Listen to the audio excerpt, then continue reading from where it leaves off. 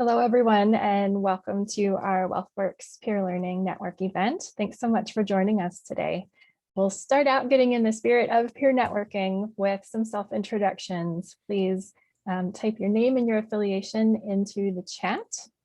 And also, you can use the annotate tool in Zoom to make some kind of a drawing or a mark where you're located or a shape around the area where you serve. And we'll get a sense of where everybody comes from and where you're all working around the country.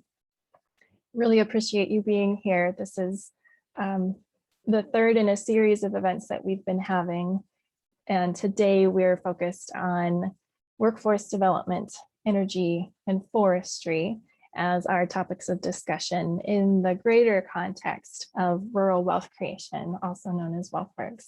So we really appreciate you being here. We appreciate your willingness to share information and share questions with your fellow cohort members.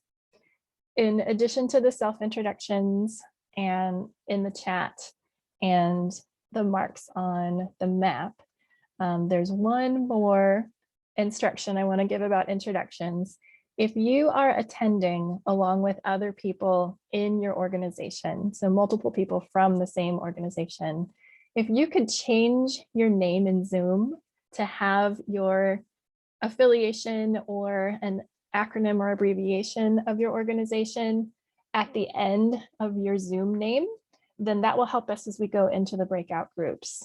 We can split folks up so that you're not in a group of people that you already know well and already work with on a day-to-day basis. So you can click the three buttons on the top right of your names or image square in the Zoom lineup, and that will give you the opportunity to change your name and add that affiliation so we can split coworkers who already know each other well up into different breakout groups. Well, thanks everybody for making your mark on the map. There are a lot of people from a lot of different parts of the country. And I apologize that it's not to scale. Alaska is definitely not the size that it should be, but thanks for making your mark there anyway. We'll go ahead and clear the annotations, clear the drawings and move on. As I mentioned, this is the third in a series of events that we've been having. We started out with a discussion on local foods, recreation and tourism, and entrepreneurship last month. Earlier this month, we had another event on broadband infrastructure and services and regional planning. And today we're focused on workforce development, energy, and forestry. We've been pleased that some of you have been able to attend most or all of these sessions. Others of you have popped in and out depending on what the topics were and how relevant they were to your work. So we're just happy to have you here and be part of this session. So we'll start with an introduction about what WealthWorks or rural wealth creation is, what those main principles are. And then we'll split into breakout groups with technical assistance providers and practitioners who are willing to volunteer as breakout group facilitators today. And we structured today as a Zoom meeting rather than a webinar because we wanted you to have the opportunity to do some peer networking. In addition to the introductions, you're welcome to unmute and ask questions when we get into the breakout groups. If your internet connection allows you to, we'd be happy to have you have your video on so that we can see each other at least a little bit. That's not always possible to have the video on and good audio quality at the same time. For today's session, we are recording the main session, the introduction, as well as when we come back from the breakout groups and report back on what our discussion highlights were. We're not recording the breakout groups so that you can feel comfortable having just an open-ended conversation with your peers about the work that you do and questions that you have. We'll take some notes about what those discussion highlights are, but thought that it would make for the most comfortable discussion if those smaller breakout groups were not recorded. If you have any audio problems, your Zoom confirmation email should have a phone number in it and an access code. So you can try to dial in by phone and at least hear the conversation that's going on. If you're having any internet problems, or if your connection isn't great or is really delaying the audio, try dialing in by phone. You can check the Zoom support website if you need any more specific guidance about Zoom. And my colleague, Brittany Salazar from NATO, is my co-host for today. So you can chat directly to Brittany using the chat function if you need any support from the NATO host side. So starting with just a bit of an introduction about what WealthWorks or rural wealth creation is. This is a framework for doing economic development that's a little bit different from the way many people think about rural development. It's focused on building up off of existing assets and linking with real market demand for products and services in ways that grow communities and regions and build really lasting livelihood over time.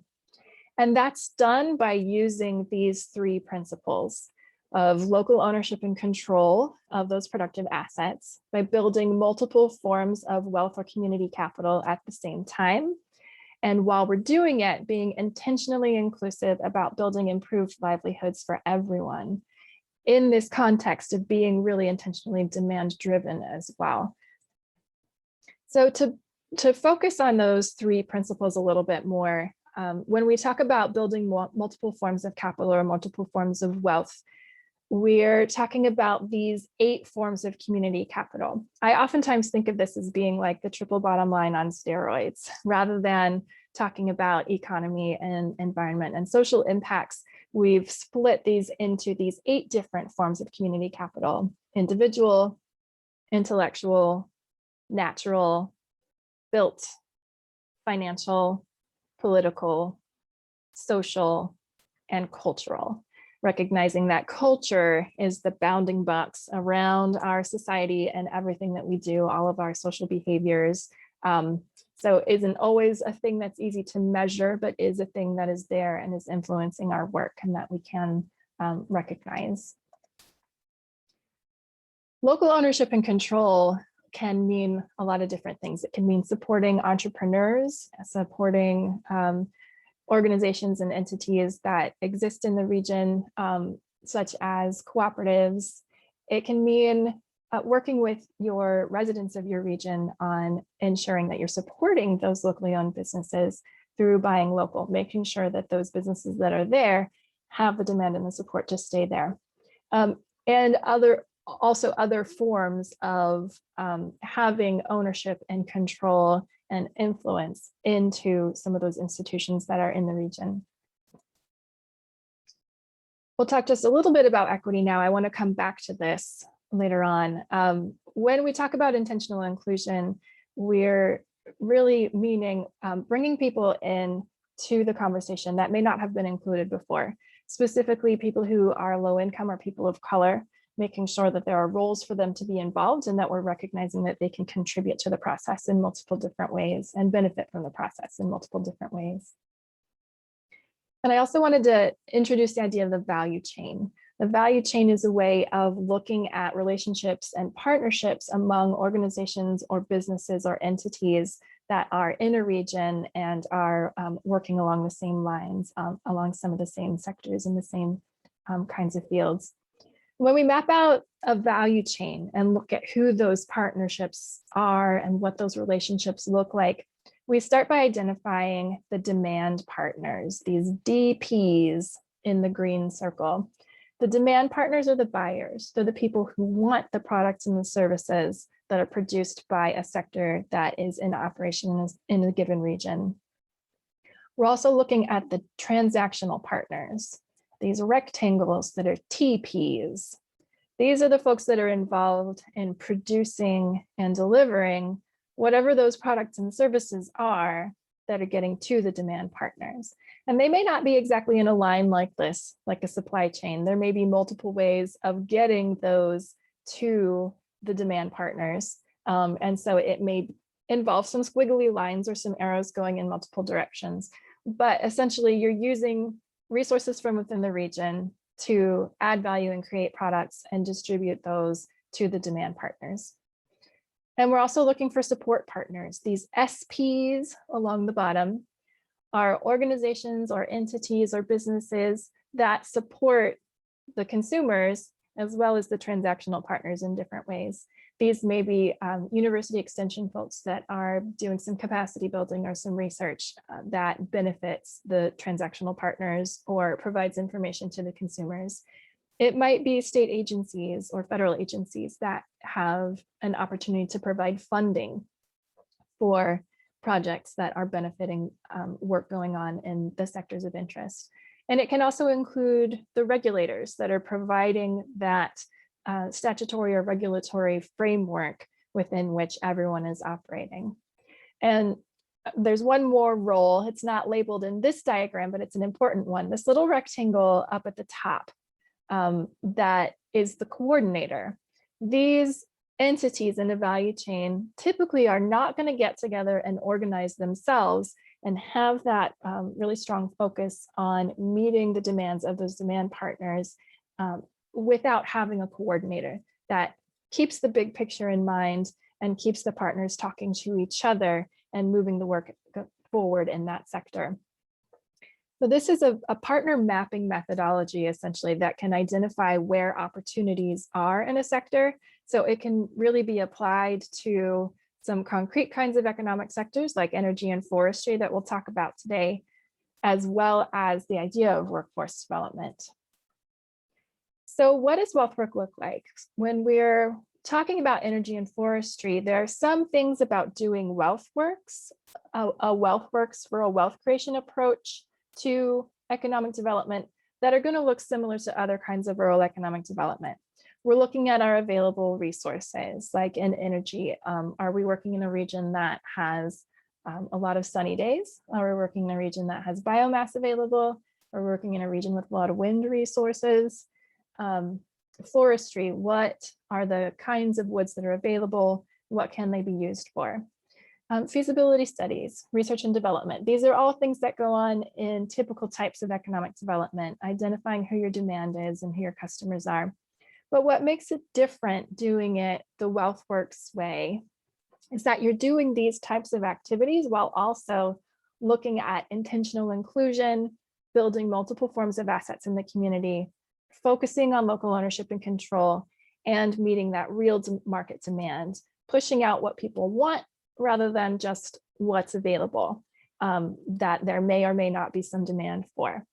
So in energy and forestry, intentional inclusion may mean working with small landowners that that own some land where some of these resources are, building multiple assets in the community. With energy and forestry, there's a strong link to the natural capital, to the open space and the natural resources available in a region. So we're looking to utilize those resources while also protecting and not harming them, and build other types of assets at the same time. Building local ownership and control, there may be opportunities to work with local firms to increase their ability to participate in these economic sectors. In a lot of economic sectors right now, we're seeing owners of small businesses or medium-sized businesses that are getting to an age that they're thinking about retiring. So working on local ownership and control in energy and forestry sectors, maybe looking at who some of those small and medium-sized business owners are, and is there a transition plan in place? Could there be a local buyer of that firm? Could there be a worker cooperative type of a model where the workers are able to take on that business and keep it going when a small business owner may be in a position of retiring sometime soon and not really having a family member or another clear person to take that on over time? In workforce development, again, we'll be seeing some types of activities that look like just traditional workforce development in the context of economic development. The Department of Labor supports workforce investment boards around the country. Those usually, the board members are usually a broad-based advisory group. They're usually looking at economic sectors that exist in their region or that there's an opportunity to exist in their region and seeing what those workforce needs are. And they're coming up with figuring out what those indicators of success look like. When we're doing that from the WealthWorks way, again, we're doing intentional inclusion. Are we creating jobs specifically for low-income people? Are they jobs that are available and accessible to people of color, to people who may have limited English proficiency, to people who may be disabled or be transportation disadvantaged? Maybe they're in the reentry community, or maybe they have a substance use disorder. So thinking about who those populations are that are looking for work, that benefit from stable employment, and making sure that they're included in some way in this process.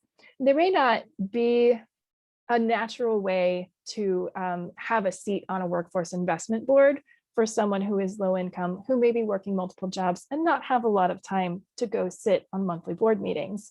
But there may be other ways of getting their perspective and making sure that we're designing workforce development interventions in ways that serve them and support them.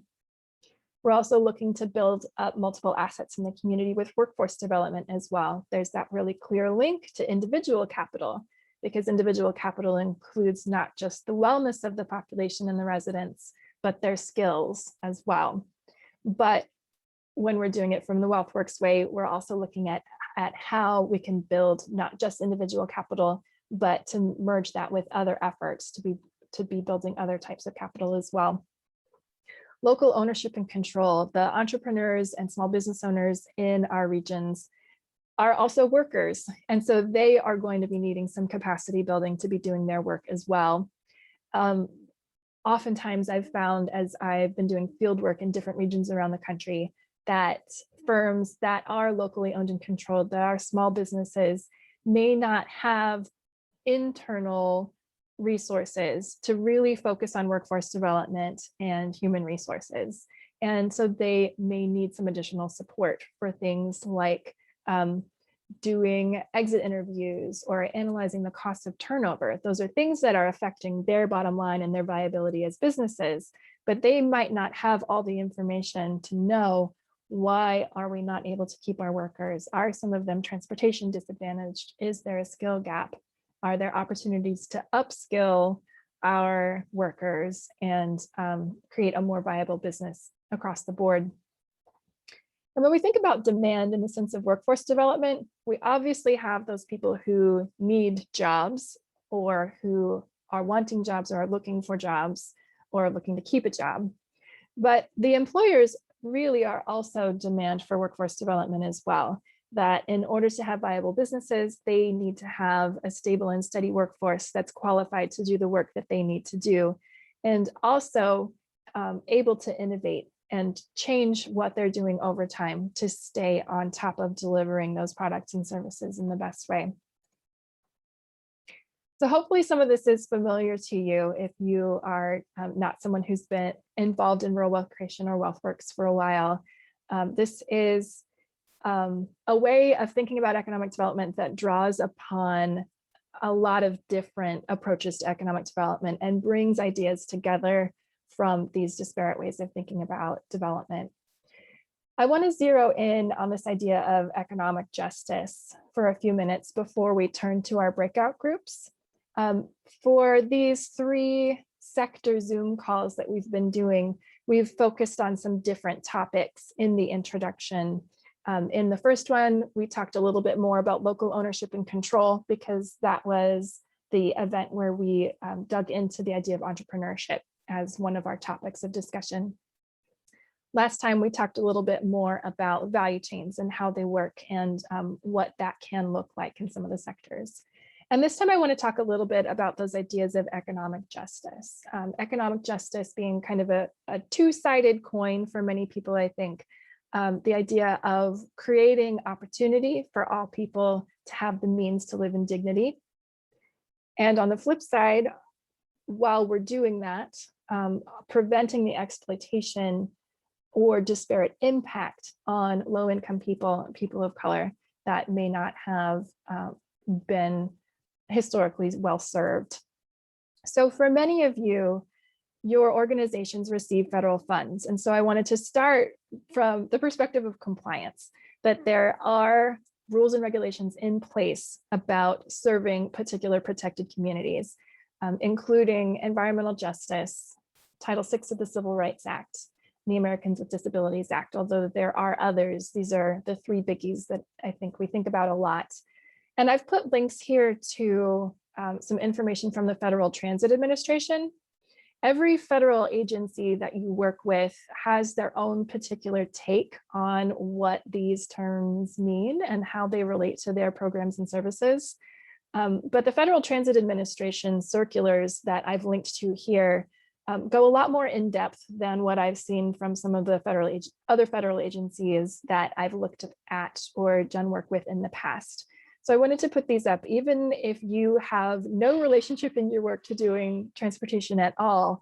These may be beneficial to look at because the Federal Transit Administration has taken a look at the similarities and differences between environmental justice and Title VI, that they're intended to do somewhat different things. And so what that means, what it looks like, is a little bit different, as well as digging deeper into the Americans with Disabilities Act and what that means in terms of providing transportation services. But these might be things that are applicable to you in your work in other sectors, even though these publications were framed from the standpoint of delivering transportation services.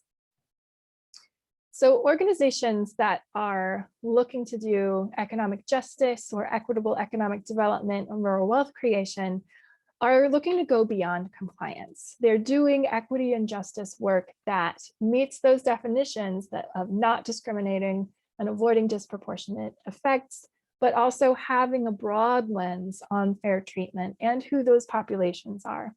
In addition to those entities that are listed in the federal regulations, there are other people who are not going to have been at the table in the past.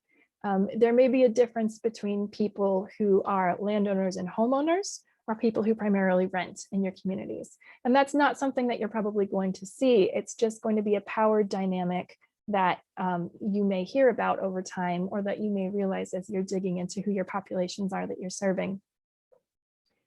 And organizations that are looking to really do equity are not just looking at those external grants and programs and the things that are really shaped by those federal regulations and the external programming, but they're looking at their internal organizational policies and processes as well.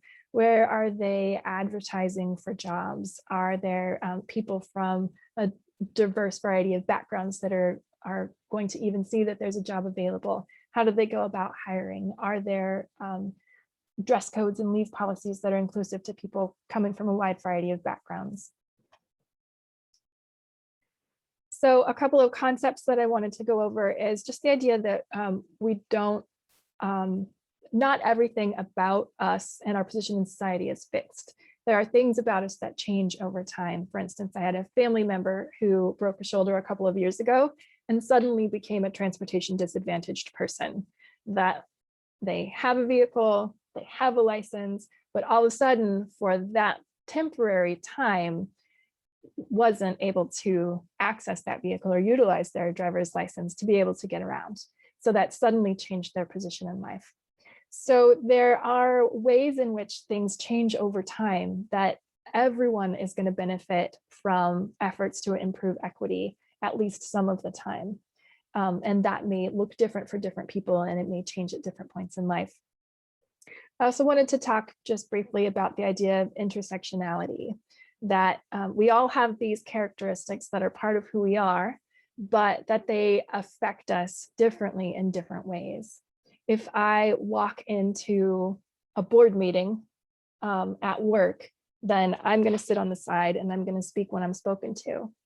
But when I walk into my book club, my friends and neighbors that participate in the book club view me as the leader and expect me to talk a lot and expect me to ask a lot of questions. And so I'm treated in a different way and also am behaving in a very different way based on the situation. So going back to that slide that had the images of different ways of thinking about inclusion early on, I wanted to point out the idea of agency, the idea to recognize the capacity of individuals and groups to act independently. that people who are low income, who are from underserved populations, they may not always be recognized the contributions that they can make toward planning and implementation of different kinds of efforts. So we need to be conscious of including them very intentionally and looking for the various different roles that they play in the community, as well as the various different kinds of the stake that they have in the process and the roles that they can play in supporting the planning and implementation of community and economic development effort. And then the idea of implicit bias, explicit bias, and stereotyping. The work that we do is always going to be shaped by ideas around us in society and ideas in our own heads. Sometimes we're going to offend people that we don't mean to, and we should always say, I'm sorry, and try to make amends. It always causes harm, whether we intend to cause harm or not, if we are offending people, particularly if it's from a group of people that we don't identify with. And everyone has some kind of implicit biases, ways that our own opinions and attitudes and thoughts have been shaped by either ways that we were raised or images and narratives that we have heard from outside society, not from in our family. They're in our heads rattling around and affecting the ways that we act in society, but we can learn to recognize those and mitigate those over time. It's not something that we're just stuck with.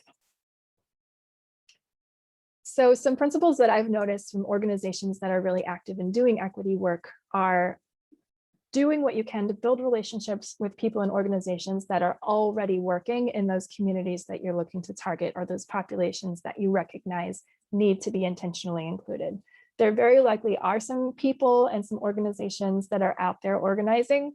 So do what you can to work with them rather than work around them or circumvent them, even unintentionally. Make it really easy for people to participate and be really transparent about what happens with the input that you get from people, particularly if they're from a historically underserved community. They may have some suspicion about whether it is worth it to take the time to engage with you and what's going to come out of it. So be really transparent about where that effort is going and how their input can shape what happens going forward, what those options for moving forward look like. And then finally, the idea of the value proposition. Value proposition is looking at how you can, well, add value, like what you are offering to other people in their relationships with you, whether it's a business relationship or a personal relationship. You are getting and you are giving. And when you work with a diverse group of participants, then your process, whether you're a value chain coordinator or doing regional planning or doing technical assistance, your work is probably going to benefit in some way from that. So just make sure that you recognize ways that you're also improving the lives or the processes or the work of the people who are participating with you in ways that are concrete and are meaningful to them. So I wanted to keep those ideas about equity in mind as we move forward. And I see there's a note here from Chris Zeilinger in the chat. For what it's worth, the FTA environmental justice guidance is consistent with, albeit more detailed than the Federal Highway Administration guidance. And I think that's true for some of the other agencies that I've worked with as well, that FTA just goes in a bit more detail than what I've seen from other places. The point here is to understand the goals of environmental justice, civil rights, and the Americans with Disabilities Act as part of federal policy, and to embed these principles in what you're doing, even if no federal funds are at play. Remember that civil rights laws aren't limited to the receipt of federal funds. That's a good point. And note that if you're receiving federal funds from an agency other than USD, DOT, you should be familiar with that agency's civil rights and related guidance. So thank you for that, Chris. That's a really good reminder. So I thought it would be good to have those equity principles in mind, even though it's not explicitly what we're talking about in the sectors that we're discussing today. It is an important part of how we do regional economic development. So as we move into these breakout groups, please introduce yourself again verbally, share who you are, where you work, what your connection to these topics of discussion are of energy and forestry and workforce development. And talk about who or what are your major partners and assets in this work, what some of your challenges are, and feel free to bring up any other questions. If you've got a technical question about energy or forestry or workforce development and delivering programs in those sectors, then you've got some colleagues on the line with you that are familiar with those sectors as well, and you may get some good advice from them. So the facilitators that have volunteered to lead the discussions today are Erica Bjelland with the Region 5 Development Commission, serving several counties in central Minnesota. Carol Cohen with the Rural Community Assistance Corporation, RCAC. Carol is in Utah, but RCAC serves, I think, 13 states in the Western United States. And Amy Haas with Rural Development Initiatives, RDI. And Amy is located in Oregon, and RDI serves 3 states in the Pacific Northwest. Thank you guys so much for facilitating, and we'll go ahead and break into our breakout groups.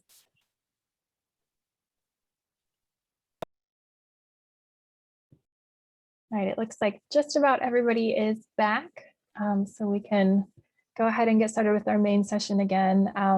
Thanks for joining those breakout groups and for coming on back to our closing session and report out.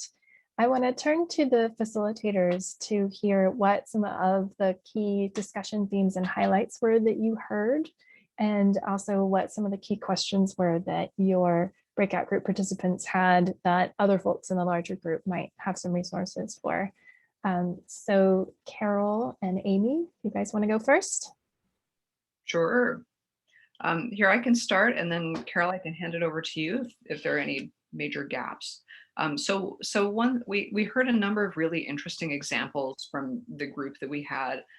So I'll note that there were a couple of workforce programs aimed at youth around vocational technical skills in the high school and also on the job training. So I thought those were quite interesting. I think one of the struggles that people have with workforce is really limited resources in particularly very rural areas, and that there's this need to engage, like that's why you need to engage all of the stakeholders that are in kind of the value chain, because that's what you have to work with. Those are, you know, this group is a significant part of that you have to work with to build off of. And then childcare and transportation are major challenges as well. So one example was around, you know, workforce efforts that really tried to place people in, you know, with the employers who could support childcare, for example. And then also, I think maybe one of the most interesting examples to me was a forestry example from John that had to do with, it was a really integrated approach that was focused on construction, but really leaned back all the way into forestry and logging and milling and forestry finance and forestry lending, and then, you know, focused on job creation for the recovery community and veterans, among others. So it really just tied, you know, everything together, I think, in that group. So it was a pretty compelling example, and I think, you know, many faceted, but also and complex, and also I think feeling a little bit fragile, but also pretty interesting. Mm-hmm. I think Carol, Amy hit everything. Carol, what were your observations? Yeah, I think Amy just summarized it really, really well. We had a couple of questions at the end that I wanted to make sure that we shared with a larger group. I believe it was Amanda who asked for really, and we didn't get to dig into this too deeply during the session, but resources for rural communities around renewable energy. And she talked about, you know, high energy costs, and I think Amanda said seniors really were affected. And it made me think about the WealthWorks case study that we have. Actually, it's in Kentucky, I believe. So I suggested looking at our WealthWorks org website, but I also wanted to throw that out open for folks to see if there were other resources you can put in the chat box or just speak up and share. And then also, in relation to Amy's summary and John's example about the logging piece, he was really interested in learning about sustainable logging practices. So if there are folks within our larger circle that have information on that, please share that. Great discussion around, I think if, Amy hit the nail on the head, really connecting with the right partners, being open to what that looks like. And Carrie, you brought up the, you can't just keep it local, right? We have to be thinking larger. Maybe there are some national partners that can help us do that local work. Thanks, Carol. So if anybody has any resources on those questions that came up in that breakout group, sustainable logging practices, as well as rural renewable energy, that would be great if you could pop some links into the chat. And I want to turn it over to Erica. What happened in your breakout group? What were some of the themes that you heard? Sure. Yeah, I think we had a wide range of folks interested in all three of the topics today.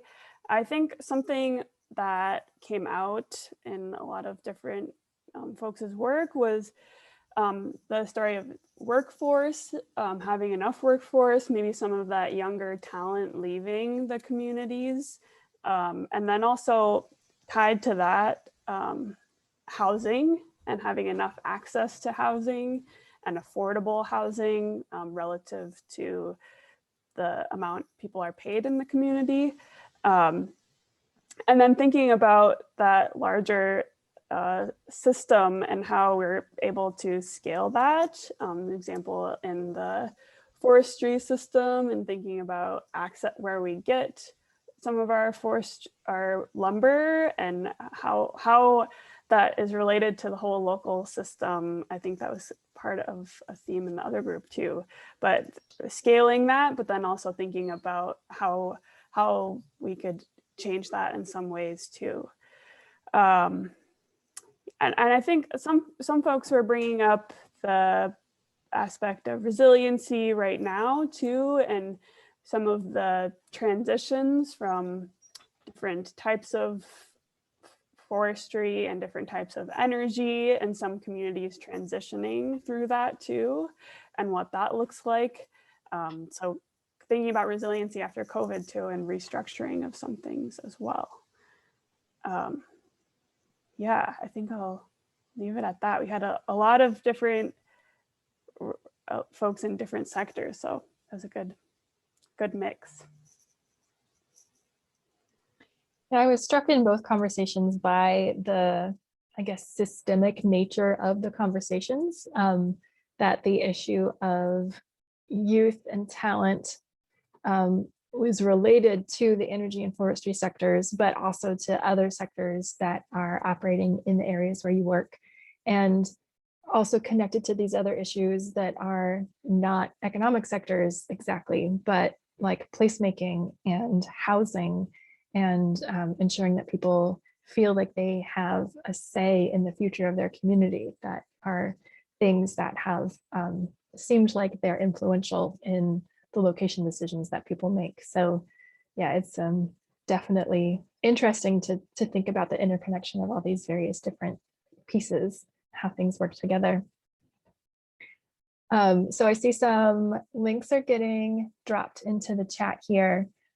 Cindy shared, check out Impact Finance Center and their Sustainable Forestry Impact Investing Club. And then Carol dropped a link directly to an energy-focused case study that is on the WealthWorks website.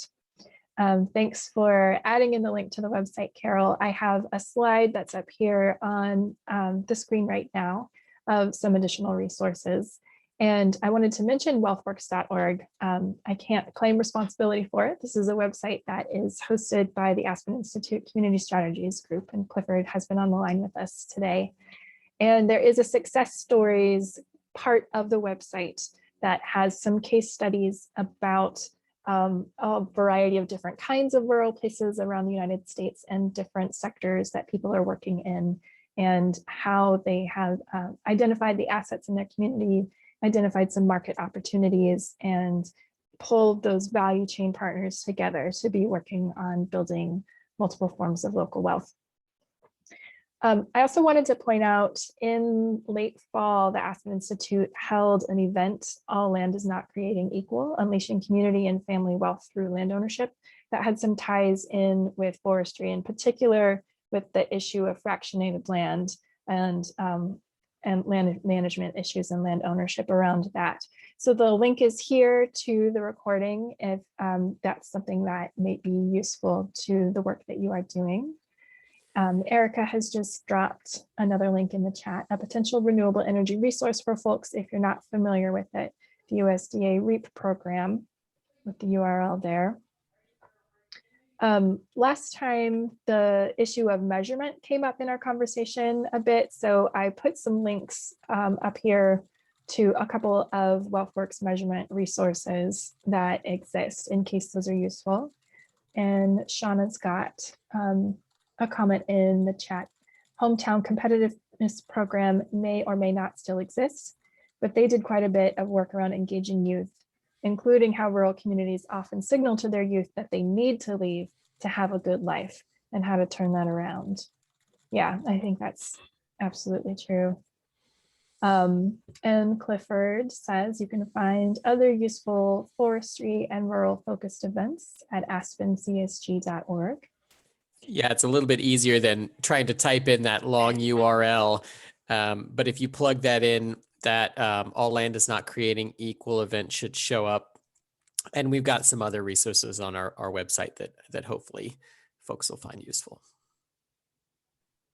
Yeah, I haven't looked on their website in a while, but the Northern Forest Center may have some resources on their website as well that are useful. I'll take a look at that after we're done here. And when I write up my notes to send those around, I'll include a link there. It looks like there may be some good stuff there. From Amanda, the PATH program I mentioned in our group on workforce development out of Detroit. There's a link to a website from Michigan. And from Shauna, check the Forest Stewardship Council for more on sustainable forestry. When I jumped into Erica's breakout group, initially there was a little bit of discussion about systems thinking and how to apply that to your work and sort of the methodology of doing WealthWorks. And Shauna mentioned that you had published a book recently. The chat that you put in was only visible to the folks in your breakout group. So Shauna, if you want to put the title of your book in the breakout group here, then the whole group will have access to that. So just in closing here, thank you all again so much for joining us today and for sharing information about your own work, for sharing questions about the work that you do with your peers, and hopefully getting some answers too. We'll look for some additional information to include in the notes. My contact information is here, so feel free to reach out. I will be following up to share the notes that I've taken today about some of the interesting things that I thought came up in our conversation, as well as to share the slides that I used for the introduction today and share a video recording that we've done of the main session for today's meeting. Shauna has just put the name of her book in the chat, and as Shauna says, this is the last of the Zoom sector calls that we have planned for right now. But if you're interested in doing a book discussion or other types of ongoing outreach, please get in touch and let me know. There is a WealthWorks Google group that Melissa Levy administers. So if you are not in the Google group and you would like to be, let me know about that as well, and I can connect you to Melissa so that you can get signed up there. There's not a huge inbox burden, I would say, from being in that WealthWorks Google group. People do share resources or upcoming events every once in a while, but it's not the sort of thing that's going to be many messages in your inbox over and over again. So it's very manageable in terms of the inbox and intellectual burden. Definitely a good place to share resources. So thank you guys again so much for being with us. We are out of time, so we'll go ahead and close out, but I really appreciate you all being here. Take care. Thank you, Carrie. Thank you, Bye-bye. everyone. Thanks, Carrie.